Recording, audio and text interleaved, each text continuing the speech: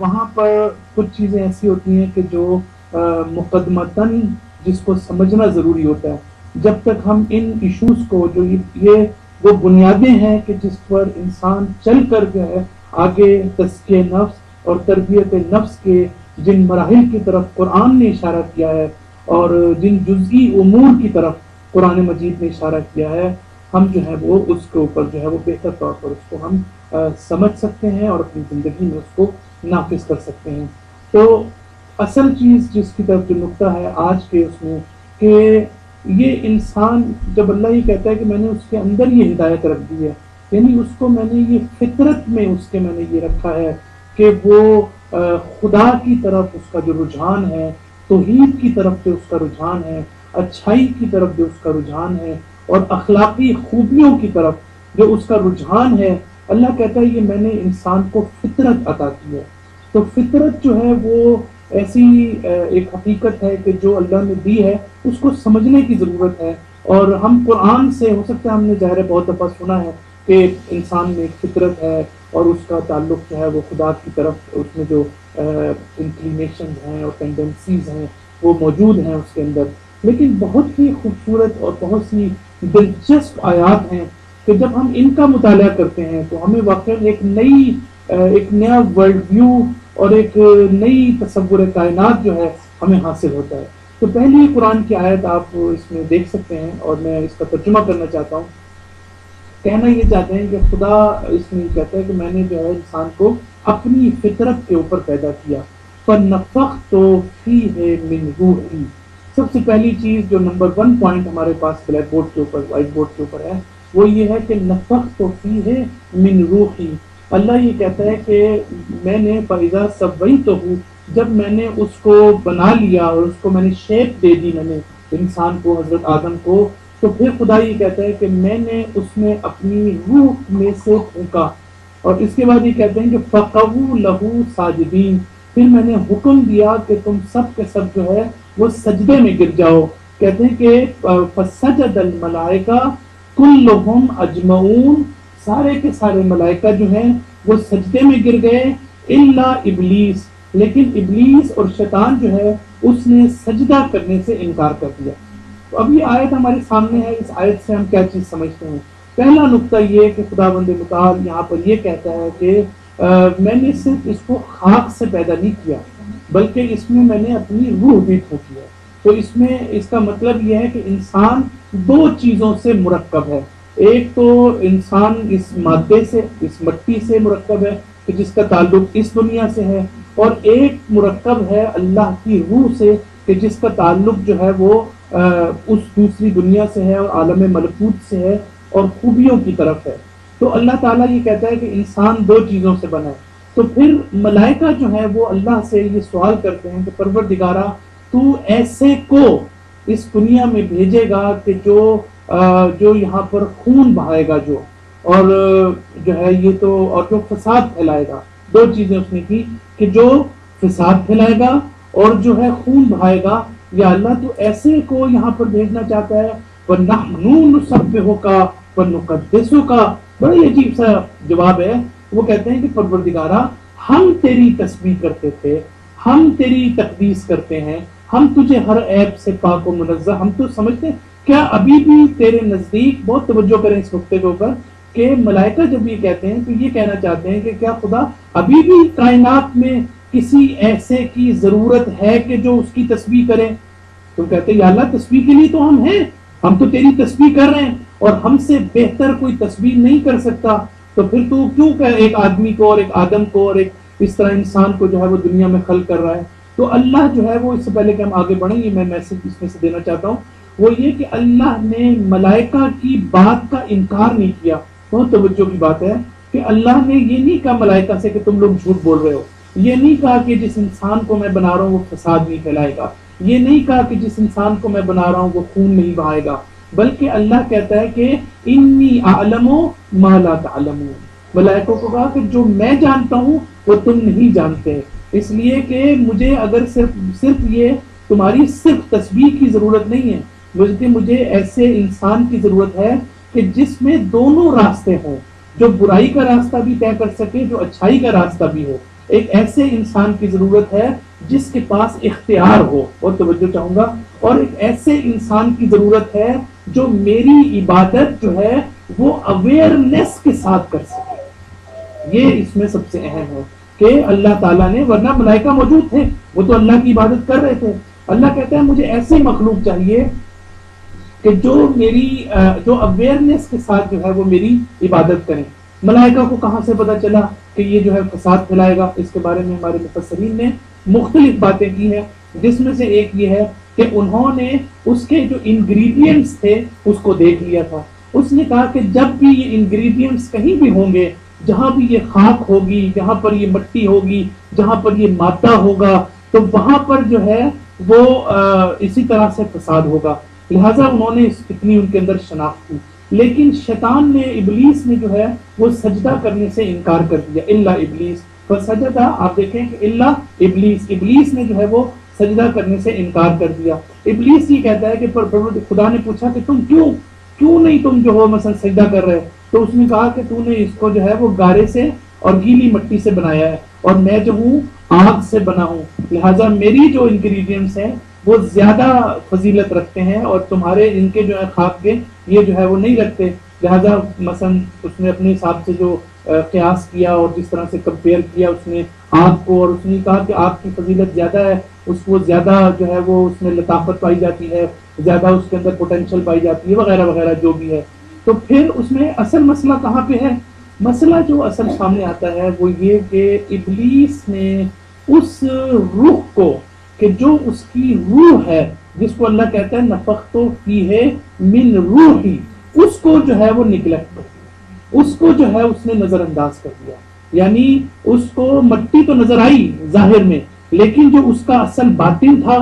جو انسان کی اصل حقیقت تھی، وہاں تک ابلیس جو ہے اس کو اگر اس کی معرفت صحیح معنی میں ہوتی تو بہرحال اس کا ایک نتیجہ کچھ اور سامنے آ سکتا تھا۔ تو یہاں ایک میسج جو ہمیں حاصل ہوتا ہے وہ یہ کہ کبھی کبھی ہم جو ہے وہ ظاہری چیزوں کو تو سمجھ جاتے ہیں، لیکن ان کا ایک حقیقت ہوتی ہے، ان کا ایک باطن ہوتا ہے، اور ان کی ایک گہرائی ہوتی ہے ان میں، اور انسان کو چاہیے کہ اس گہرائی تک پہنچ کر اس چیز کی اصل حقیقت تک پہنچنے کی کوشش کرے۔ صلوات پڑھنے میں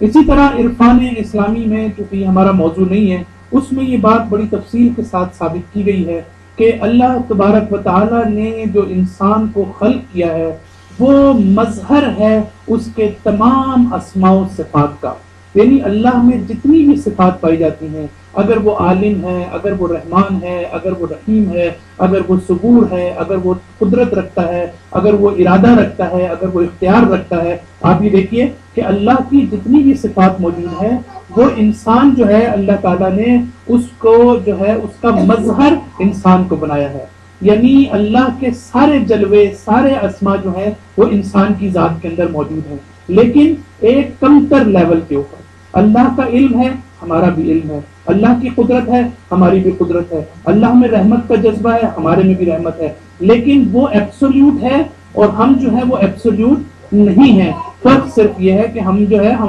ہمارے جو اسٹیج ہے بالکل ایسے جیسے آپ یہ لائٹ دیکھ رہے ہیں، وہ لائٹ جو میرے قریب پر ہے، آپ کے قریب ہے، سورج کی لائٹ جو آپ کے قریب ہے، وہ مرتبہ جو ہے وہ کمزور ہوتا ہے، اور وہ جو سورج کے قریب ہے وہ مرتبہ جو ہے وہ زیادہ شدید ہوتا ہے، لہذا لیکن دونوں لائٹ ہونے میں کوئی فرق نہیں ہے، چاہے وہ ضعیف مرتبہ ہو اور چاہے وہ قوی مرتبہ ہو، دونوں لائٹ ہیں۔ اسی طریقے سے اللہ کا علم اور ہمارا علم جو ہے وہ مرتبے کے لحاظ سے ہمارا ایک ضعیف ہے، ہم ضعیف مخلوق ہیں، لہذا ہم بہت کمزور ہیں۔ اسی طرح ہم سے زیادہ جو لوگ ترقی کرتے چلے جاتے ہیں وہ اللہ کے نزدیک ہوتے چلے جاتے ہیں۔ تو اللہ سے نزدیک ہونے کا مطلب جو ہم ہر وقت سنتے رہتے ہیں تقرب خدا، اللہ کی قربت حاصل کرنا، تو اس کا مطلب یہ ہے کہ اللہ کی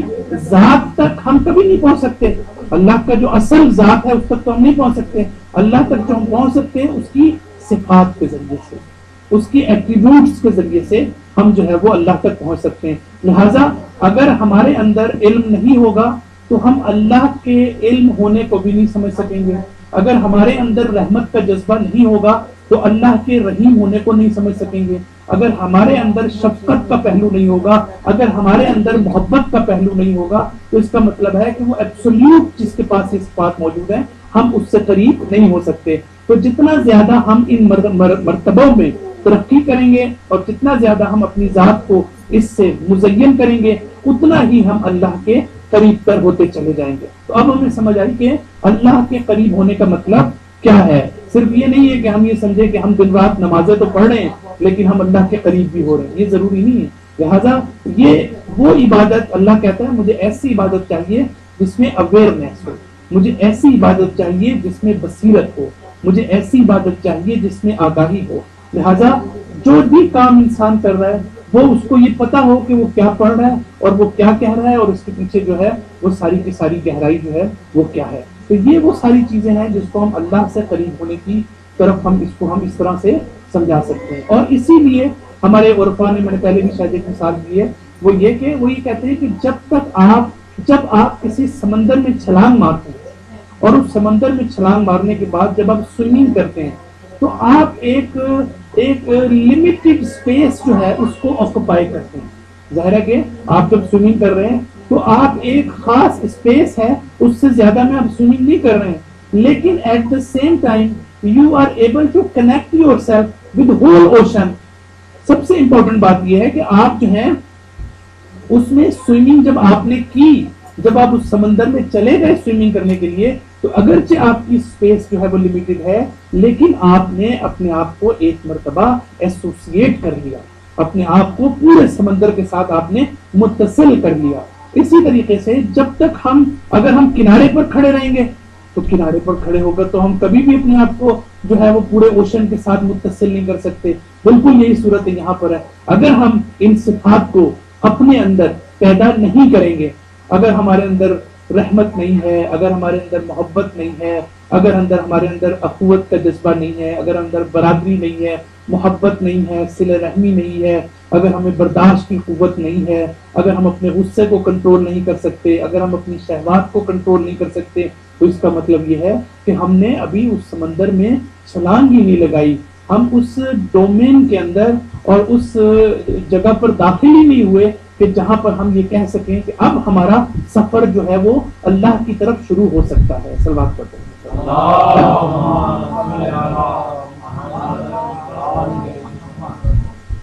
دوسری قرآن مجید کی آیت ہم یہ بتانا چاہتے ہیں کہ اللہ کہتا ہے کہ میں نے تمہاری فطرت میں اپنی پہچان رکھی ہے,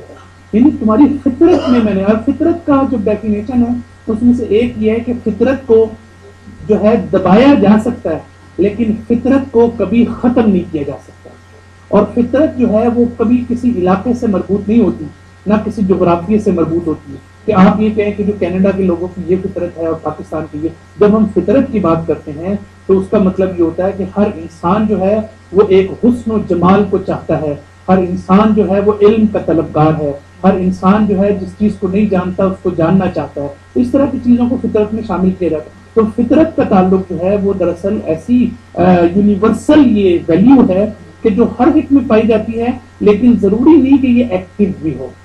لہذا اس کو ایکٹیویٹ کرنے کی ضرورت ہے. بہت ہی سادہ اور بہت ہی گہرا لفظ یہ ہے کہ آپ میں ہم میں ہو سکتا ہے فطرت موجود ہے. بہت ہی خوبصورت روایات میں نے یہاں لکھی ہیں, ہم اس کو پڑھیں گے آج کہ اس فطرت کو ایکٹیویٹ کرنے کی ضرورت ہے. یہ جو پولوشن ہے, یہ جو جس ماحول میں ہم زندگی گزارتے ہیں اس میں طرح طرح کے ہمیں مسائل سامنے آتے ہیں, ہماری تربیت کے اوپر جو ہے اس کا اثر جو ہے وہ سامنے آتا ہے, جس کے نتیجے میں جو ہے ہماری فطرت جو ہے وہ چھپ جاتی ہے. اسی لیے یہ جو کہا جاتا ہے, اور خاص طور پر میں یہاں پر بھی ہر جگہ پر اس کو زور دیتا ہوں کہ جب ہمارے بچے بہت چھوٹے ہوتے ہیں تو ہمیں اس وقت اس اویئرنیس نہیں ہوتی کہ اس وقت ان کی تربیت کی ضرورت ہے. 8 سال 9 سال کے بعد ان کی تربیت کی ان کی ضرورت اس طرح سے نہیں ہے. اگر آپ نے شروع سے اپنے بچوں پر آپ نے تھوڑی سی محنت کی, تھوڑی سی زحمت کی آپ نے, اور بچوں کو آپ نے جو ہے وہ آہستہ آہستہ, تو آپ یہ دیکھیے گا کہ 8 9 10 سال کے بعد وہ خود اس قابل ہو جائیں گے کہ وہ اس دنیا میں اس کفر کے مقابلے میں اور اس فساد کے مقابلے میں سروائیو کر سکیں.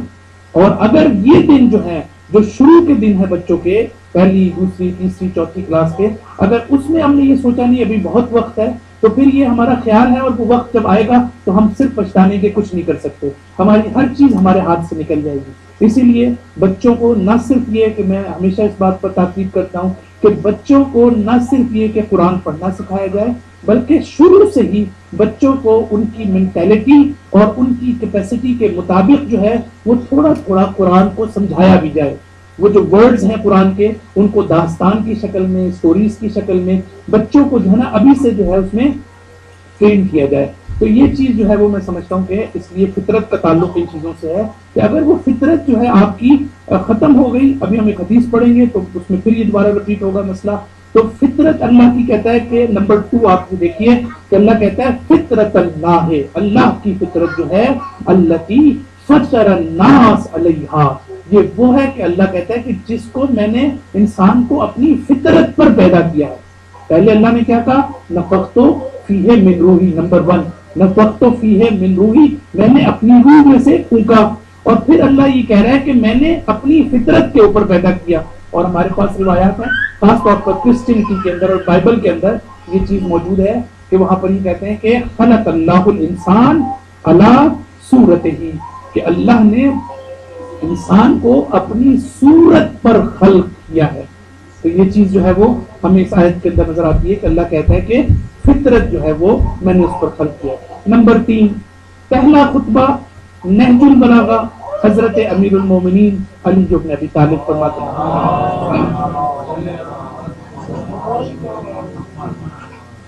आप फरमाते हैं ले नंबर 3 ले यस्तादूहुम मीसाका फितरतिही, अंबिया को किस लिए अल्लाह ने बुलाया, इसलिए अंबिया है और इसलिए अंबिया को भेजा गया ताकि वो तुमने जो फितरी पैमान और जो तुमने अल्लाह से एग्रीमेंट किया है, तो ये कौन सा एग्रीमेंट है। और ये भी अजीब बात है कि अमीरुल मोमिनीन कह रहे हैं कि तुम्हें तुम्हारा एग्रीमेंट याद दिलाने अंबिया आए हैं। इन अंबिया किस लिए, ताकि इंसान को उसको रिमाइंड कराएं, उसको ये बताएं कि तुम्हारा जो है तुमने अल्लाह से एग्रीमेंट किया है। आपने एक आयत पढ़ी होगी, मैंने यहाँ नहीं लिखी, जिसमें आयत में आलम ज़र के हवाले से उसको कहा जाता है कि अल्लाह ने तमाम अरवाह को जमा किया और फिर कहा कि क्या मैं तुम्हारा रब नहीं हूँ, तो सबने कहा हाँ तू हमारा रब है। तो वहां पर सबने गवाही दी। तो दरअसल इसकी मुख्तलिफ लोगों ने तफसीरें की हैं, लेकिन एक तफसीर जो बड़ी इंपॉर्टेंट है वो ये कि इससे मुराद ये नहीं है कि कोई आलम ज़र मौजूद था और वहां पर सारी अरवाह को जमा किया गया। अलबत्ता ये भी हमारे उलमा ने कहा है, दूसरों ने भी कहा है, लेकिन इसके साथ साथ जैसे आयतुल्लाह मकारिम शिराजी और दूसरे मुफस्सिरीन हैं वो ये कहते हैं कि इससे मुराद ये है कि अल्लाह ये कहना चाहता है कि मैंने तुम्हें फितरत अता की, तुम्हें इस्तेदाद अता की। ये जब अल्लाह कहता है ना कि क्या मैं तुम्हारा रब नहीं हूँ, तो सब लोगों ने कहा हाँ तू हमारा रब है। तो दरअसल ये लैंग्वेज जो है वो लैंग्वेज है नेचर की, ये लैंग्वेज है क्रिएशन की। यानी क्या मतलब, अल्लाह दरअसल हमारी फितरत को बयान करना चाहता है कि हमारी फितरत ये है कि हम फितरतन जो है खुदा को जो है उसकी तरफ रुझान रखते हैं। क़यामत के दिन हम ये नहीं कह सकते कि खुदाया हम जो है वो हम तुझे नहीं समझते थे, हम तुझे नहीं पहचानते थे। तो अमीरुल मोमिनीन फरमाते हैं नहजुल बलागा के अंदर कि लियस्तादूहुम मिसाका फितरतिही व यज़कुरूहुम मनसा नेमतिही, और साथ साथ ये याद दिलाने के लिए कि तुम जो हो अल्लाह की नेमतों को जो है तुम भूल ना जाना। बड़ी खूबसूरत अमीरुल मोमिनीन जो पहले खुतबे में फरमाते हैं कि ये भी तुम्हें याद दिलाना है, क्योंकि ऐसा होता है कि हमारे पास इतनी नेमतें हैं अल्लाह ने दी हैं कि हम कभी कभी कसरत नेमतों की वजह से हम भूल जाते हैं कि अल्लाह ने ये हमें नेमत दी है। और ये भी एक बहुत बड़ा एक टेक्निकल मसला है कि हम अगर थोड़ा सा, और इसके लिए हमारे आइम्मा अलैहिमुस्सलाम ने एक रास्ता बताया है। वो रास्ता उन्होंने 2 तरीके से बताया है। एक तो ये कि आपके पास जो भी आप समझते हैं कि आपके पास कोई फैसिलिटी है, आप उसको कंपेयर करें उस वक्त से कि जब ये फैसिलिटी आपके पास मौजूद ना हो। अगर आज आपके पास सेहत है, अगर आज आपके पास तालीम है, अगर आज आपके पास जो भी फैसिलिटी मौजूद है नेमत की शक्ल में, आप हर वक्त उसको कंपेयर करें कि अगर ये चीज मेरे पास मौजूद ना होती तो कितना बड़ा मेरा लॉस था और कितना बड़ा जो है वो मैं उसमें एक कमी और फुकदान का शिकार था। लिहाजा जो है एक बात, दूसरा ये कि नेमत का शुक्र कैसे अदा किया जाए। आइम्मा अलैहिमुस्सलाम की रिवायात में ये है कि नेमत का शुक्र सिर्फ जबान से नहीं है کہ ہم کہیں پروردگار تیرے، اس کو شکر نہیں کہا جاتا، بلکہ شکر جو ہے وہ عمل کا نام ہے۔ کیا مطلب؟ یعنی یہ کہ ہر چیز کو صحیح طور پر استعمال کرنا۔ آپ کے پاس جو ہے فرض کریں کہ ایک ہتھیار ہے، ایک اسلحہ ہے، آپ اس کو صحیح طرح استعمال بھی کر سکتے ہیں، آپ غلط طور پر استعمال بھی کر سکتے ہیں۔ آپ کے پاس ٹیلی ویژن ہے، آپ کے پاس انٹرنیٹ ہے، آج کل انٹرنیٹ کا دور ہے، آپ بچے بڑے سب انٹرنیٹ سے وابستہ ہے، تو آپ کے پاس جو ہے یہ ایک نعمت ہے۔ تو اس نعمت کا شکر کیا ہے؟ ائمہ علیہ السلام کہتے ہیں کہ نعمت کا شکر یہ ہے کہ تم اس کو صحیح استعمال کرو۔ زیادہ زبان سے بولنے کی ضرورت نہیں ہے، تمہارا عمل جو ہے وہ شکر ہونا چاہیے۔ یعنی اگر تم اس کو حلال کاموں میں استعمال کرتے ہو، اگر تم اس کو صحیح کاموں میں استعمال کرتے ہو، تو تم اس نعمت کا شکر ادا کر رہے ہو، وگرنہ تم جو ہو وہ اس کی کفران نعمت کر رہے ہو۔ صلوات پڑھتے ہیں۔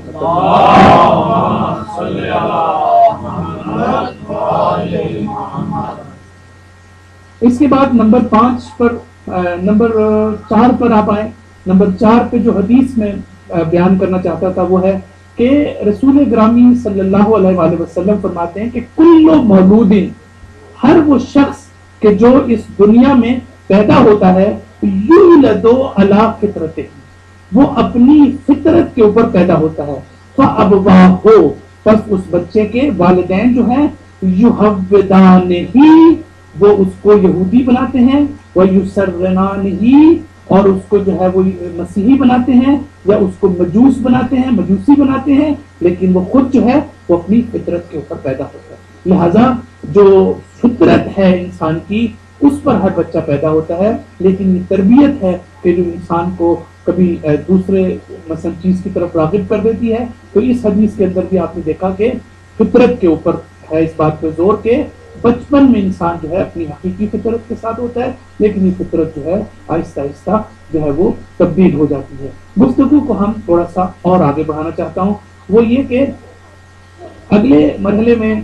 یہ چیز سامنے آتی ہے کہ قرآن مجید میں یہ ارشاد ہوتا ہے کہ من جاء بالحسنہ فلہ عشر امثالہا، کہ جو شخص بھی، اب اللہ یہ کہتا ہے کہ دیکھیں کتنا ہم لاجیکل سیکوینس کے ساتھ آگے بڑھ رہے ہیں، یعنی بالکل میں نے کوشش کی کہ ساری چیزوں کو آپس میں ربط دے کر ہم آگے بڑھیں ایک کے بعد ایک منزل کو۔ جب خدا نے کہا کہ تم اچھا کام بھی کر سکتے ہو، تم برا کام بھی کر سکتے ہو، ایک بات۔ اس کے بعد خدا کہتا ہے کہ میں نے تمہیں اچھے کام کی طرف تمہیں صلاحیت دی کہ تم سمجھ سکو، یہ دوسری بات۔ تیسری چیز یہ کہ ہم نے اور زیادہ ڈیٹیل میں پڑھا کہ اللہ کی فطرت میں ہم پیدا ہوئے۔ چوتھی بات یہ کہ جو شخص بھی کوئی کام انجام دیتا ہے، اگر آپ اچھا کام انجام دیتے ہیں تو اور آپ برا کام انجام دیتے ہیں، تو قرآن یہ کہتا ہے کہ اچھا کام آپ کی فطرت سے ہم آہنگ ہے،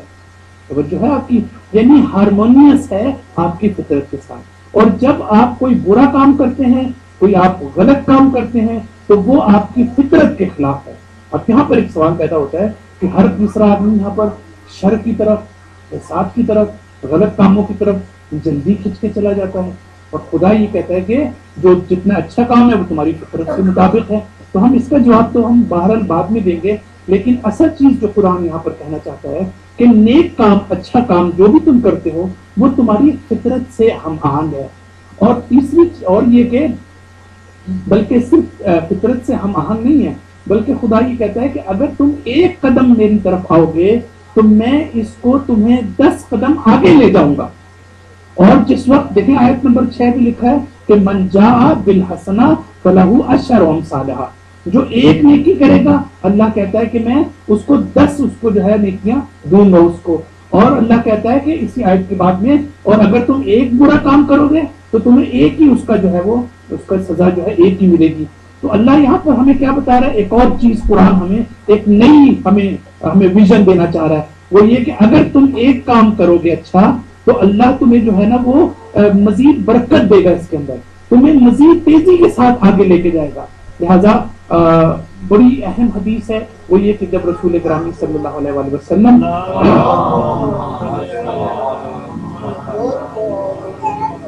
کہتے ہیں خطا ہو مد البصر، خطا ہو مد البصر، یعنی جب آپ اس براق پر اور جب اس پر سواری کے اوپر آپ معراج کی طرف گئے تو کہتے ہیں کہ اس کی سپیڈ کتنی تھی؟ بڑا دلچسپ سوال ہے کہ وہ جو سپیڈ تھی اس براق کی وہ کتنی تھی؟ تو یہ حدیث ہی کہتی ہے کہ اس کی سپیڈ اتنی تھی جتنی آپ کی نگاہیں کام کرتی ہیں. بہت ہی خوبصورت حدیث ہے. یعنی اگر آپ دور دراز کے ستاروں اور سیاروں کو دیکھ سکتے ہیں تو اس کا مطلب ہے کہ اس کی سپیڈ اتنی تھی کہ وہ آن کی آن میں جو ہے وہ اتنی سپیڈ اس کی طے ہو جاتی تھی کہ آج اب اگر اس کو آج جو نوری سال اور اس طرح سے ہم میجر کرتے ہیں مثلا ٹائم کو آپ اس کو دیکھیں تو یہ اس لحاظ سے ہم تو پیغمبر فرماتے ہیں کہ یہ جو ہے وہ جتنی تمہاری حد نگاہ ہے اتنی تیزی اس کی سپیڈ تھی اس کی. تو اس کا کیا مطلب ہے؟ ہمارے علماء اس کی تفسیر میں یہ کہتے ہیں کہ اس کا مطلب بہت ہی امپورٹنٹ ہے. اس کا مطلب یہ ہے کہ خدا یہ میسج دینا چاہتا ہے کہ ہم نے کتنے ہی گناہ کیوں نہ کی ہیں. ہو سکتا ہے کہ کبھی کبھی یہ ہم اس پر بھی ڈسائیڈ ہو جاتے ہیں کہ جی ہم نے تو ساری زندگی گناہ کی ہیں, اب ہم کیسے اس کو جو ہے وہ اس گناہوں کو ہم ختم کر سکتے ہیں. تو یہاں پر اللہ تبارک و تعالیٰ یہ میسج دینا چاہتا ہے اس حدیث کے ذریعے سے کہ کبھی ایسا ہوتا ہے کہ انسان نے اپنی پوری زندگی اس کی گناہوں میں غرق ہوتی ہے, لیکن ایک حقیقی توبہ اور ایک اخلاص کے ساتھ اگر خدا کہتا ہے تم میری طرف توجہ کرو گے تو میں جو ہے وہ آن کی آن میں تمہاری پوری زندگی کو بدل کے رکھ دوں گا. میں بالکل تمہیں ایسا کر دوں گا کہ جیسے تم آج ہی اس دنیا میں پیدا ہوئے.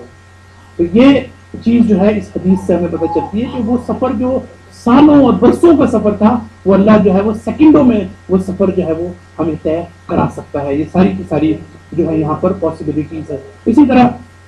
قرآن مجید میں ایک اور آیت ہے نمبر 7. آپ دیکھیں اس میں ارشاد ہوتا ہے کہ تخرج ملائکہ والروح الیہ فی یوم کانا مقدارہ 50 الف سنہ. بہت ہی عجیب آیت ہے قرآن مجید کی کہ یوم قیامت جو ہے یہ ملائکہ اور روح الامین حضرت جبرائیل یہ خدا کی طرف واپس سفر کریں گے. سنیں آپ کہ عروج کریں گے, یعنی یہ اسینڈنس جو ہے ان کی یہ عروج کریں گے, خدا کی طرف جائیں گے. اور لکھا ہے عجیب بات کہ ان کو ٹائم کتنا لگے گا؟ ان کو 5000 سال لگیں گے, 50,000 سال لگیں گے. قرآن یہ کہتا ہے کہ ان کو 50,000 سال لگیں گے. تو تاریخ میں ایک بڑا اچھا واقعہ ہے کہ امیر المومنین علی بن ابی طالب ایک جگہ تشریف فرما تھے, زید بن ارقم کے گھر میں, اور اس نے یہ کہا کہ مولا یہ تو بہت طویل دن ہے, یہ تو کتنا طویل عرصہ ہے کہ اتنا عرصہ لگ جائے گا. اب یہ جو ہے یہ ایک الگ بحث ہے انشاءاللہ کسی اور موقع پر کہ اس سے مراد یہاں کا ٹائم ہے یا وہاں کا ٹائم ہے, اس لیے کہ وہ دن اور راتیں جو ہمارے ہاں ہیں وہ اس دنیا میں بھی آپ دیکھیں کہ کہتے ہیں کہ چاند میں جو ہے وہ چاند کا دن جو ہے ہمارے دو ہفتے کے برابر ہے, یہ 2 دن کے برابر ہے. تو لہٰذا یہ جو ہماری کیلکولیشنز ہیں کہ مثلا یہاں کا دن اور وہاں کا دن, البتہ وہاں پہ تو نہ سورج ہوگا نہ گردش ہوگی تو دنوں اور راتوں کا تو تصور ہی نہیں ہوگا, لیکن بہرحال تو یہ قرآن میں کہتے ہیں کہ حضرت امیر المومنین سے جب اس نے کہا زید بن ارقم نے کہ مولا یہ تو بہت طویل عرصہ ہے, تو آپ نے کہا کہ قسم اس خدا کی کہ جس کے قبضہ قدرت میں میری جان ہے. وہ فرماتے ہیں کہ یہ وہ وقت ہے 50,000 سال کا کہ ایک مومن ایک اپنی جتنا اس کو ٹائم اپنی ایک نماز واجب کو انجام دینے میں لگتا ہے اتنی دیر میں یہ سفر طے کر سکتا ہے. بہت ہی عجیب چیز ہے کہ آپ یہ دیکھیں کہ امیر المومنین فرما رہے ہیں کہ آپ جو ہے آپ کی جو مانوی طاقت ہے, جو مانوی قدرت ہے, ایک نماز آپ بہت آہستہ بھی پڑھیں تو آپ 10 منٹ میں پڑھ لیں گے, بہت ہی آہستہ پڑھیں تو پڑھیں, یعنی آپ 10 منٹ کے اندر امیر المومنین فرماتے ہیں کہ آپ اسی لیے دیکھیں ہم قرآن کو اہل بیت کے بغیر نہیں سمجھ سکتے. ہم قرآن کو جو ہے وہ سمجھنا چاہتے ہیں تو جب تک ہم ان روایات کو ان کی سپورٹ میں ہم جب تک ان تمام چیزوں کو نہ لائیں تو ہم چیزوں کو نہیں سمجھ سکتے. تو امیر المومنین فرماتے ہیں کہ آپ کی ایک نماز واجب جو ہے اس سارے سفر کو یعنی 5 یا 10 منٹ کے اندر جو ہے وہ طے کر سکتی ہے. صلوات پڑھ رہے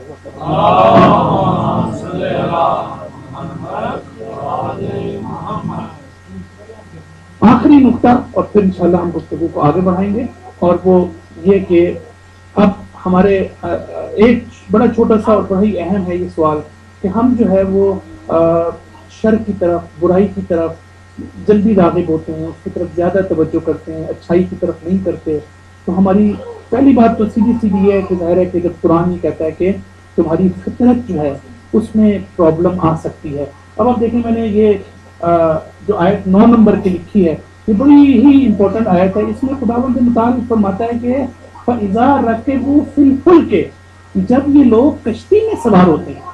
جی بڑی بات ہے, جب یہ لوگ کشتی میں سوار ہوتے ہیں دعوا اللہ मुखलिसीना लहुद्दीन, तो वो अल्लाह को जो है बड़े खुलूस के साथ पुकारते हैं कि हम तेरे दीन के मुखलिस हैं। फरमाते हैं इसके बाद आगे यहाँ पर मैंने नहीं लिखा, इसके बाद ये फलम्मा नज्जा, जब हम उनको निजात देते हैं, जब हम उनको किनारे पर ले जाते हैं, जब हम उनको साहिल पर पहुंचा देते हैं, तो फिर जो है वो मुशरिक हो जाते हैं, तो वो अल्लाह का शिर्क करने लग जाते हैं। तो इसका मतलब ये है कि एक चीज हमें इस आयत से समझ आई कि हमारी फितरत उस वक्त बेदार होती है जब वो परेशानी के आलम में होते हैं। अगर हम ये सोचते हैं, कुरान ये कहना चाहता है कि जब आपको ये पता चल जाए कि आपकी कश्ती समंदर के तूफान में घिर चुकी है और अब दुनिया की कोई ताकत आपको नहीं बचा सकती, तो उस वक्त आपका बातिन, आपका ज़मीर, आपकी फितरत पुकार कर आपको ये कहेगी कि कोई एक खालिक हस्ती मौजूद है, कोई एक कादिर मुतलक मौजूद है कि जो हमें इस जगह से निजात दिला सकता है। और खुदा कहता है वही मैं हूँ, वही जो है मैं हूँ। तो एक तो मसला ये हो गया, और दूसरा ये कि जो असल चीज और आखिरी और बहुत छोटा सा पॉइंट है जिसकी तरफ मैं खास तौर पर स्ट्रेस करना चाहता हूँ, वो ये कि हम अपनी आम जिंदगी के अंदर आप देखें कि वो चीजें जो हमारे हवास, जो हमारा सेंसेशनल एस्पेक्ट है, जो उससे ज्यादा करीब होती है, और जो एक टेम्परेरी प्लेजर होता है, हम उसकी तरफ ज्यादा जाते हैं। लेकिन जो हमारे लिए सही माना में फायदेमंद है, हम उसकी तरफ कम जाते हैं। मिसाल के तौर पर हम बहुत सी हमारी जिंदगी के तजुर्बात हैं, हम सोचते हैं कि काश अगर हमने बचपन में पढ़ लिया होता तो आज हमारी ये पोजीशन ना होती, या अगर हमने फला वक्त में अपना वक्त को ज़ाया ना किया होता और हम बेफायदा एक्टिविटीज में हम मसरूफ ना होते और कोई कंस्ट्रक्टिव और प्रोडक्टिव काम हम कर लेते, तो हम जो है वो आज हमारी ये पोजीशन ना होती। तो इसका मतलब है कि एक खास वक्त में जाकर हमें ये अंदाजा होता है कि हमने कितनी गलती की है। तो ये तो इस दुनिया में भी इसी तरह से होता है कि हम उन चीजों की तरफ जल्दी लपकते हैं कि जिसमें आसानी पाई जाती है, जिसमें वक्ती खुशी पाई जाती है। लेकिन इस्लाम हमें ये कहता है कि हम ज्यादा गहराई के साथ, ज्यादा मानवियत के साथ हम चीजों को देखें, मसाइल को देखें, एक्टिविटीज को देखें कि जो हमारे साथ जो है वो हमारे लिए देरपा है और परमानेंट जो है हमें फायदा पहुंचाने वाली है। एक हदीस जो मैंने यहाँ नकल की, उज्जबन नार बिशहवात, ये बहुत ही इंपॉर्टेंट रिवायत है कि पैगंबर इस्लाम फरमाते हैं कि जहन्नुम को कवर कर दिया गया। हिजाब आपको पता है, आपको उर्दू का लफ्ज है कि जहन्नुम जो है उसको कवर कर दिया गया है, किससे? शहवात के जरिए से, यानी लस्टफुल डिजायर्स। क्या मतलब? ये जो शहवात है इसका मैं तर्जुमा करना चाहता हूँ, बहुत लफ्ज आता है, यानी किसी भी ऐसी चीज की तरफ आपका लपकना जिसमें आप अपनी अकल भी इस्तेमाल ना करें, अपनी बसीरत भी इस्तेमाल ना करें, आप कोई तवज्जो भी ना दें और दीन को भी आप नजरअंदाज करते हैं, इसको कहते हैं शहवात। तो जन्नत दोज़ख को अल्लाह कहता है मैंने छुपा रखा है किसमें? शहवात में। यानी इन शहवात में जो लोग गिरते हैं वो भी जहन्नुम में जाते हैं। और जन्नत के बारे में अल्लाह कहता है कि बल जन्नतो बिल मकारा, यानी वो चीजें कि जो इंसान के लिए मुश्किल हैं, जो इंसान के लिए तकलीफदेह हैं, वो जो है जन्नत में, उस चीज ने जन्नत को इहाता कर रखा है, उस चीज ने जन्नत को छुपा रखा है। यानी आप जन्नत में एंटर नहीं हो सकते जब तक आप सख्तियों और तकलीफों से न होते। सबको तौफीक अता फरमाए कि हम इस माह में ज्यादा आगाही के साथ और ज्यादा बसीरत के साथ अल्लाह तबारक तआला के हुजूर में उस इबादत को अंजाम दे सकें। अल्लाहुम्मा कुल्ल वलिय्यिकल हुज्जतिल हसन सल्लल्लाहु अलैहि व अला आबाए फी हाज़िहि स्साअति फी कुल्लि स्साअ वलिय्यन व हाफ़िज़ा व क़ाइदन व नासिरा व दलीलन व ईना हत्ता तुस्किनहु अर्ज़का तौबा व तुमत्तिअहु फ़ीहा व तवीला व सल्लल्लाहु अला मुहम्मदिन व अला आलिहि व सह्बिहि अल-ताहिरीन अल-मासूमीन।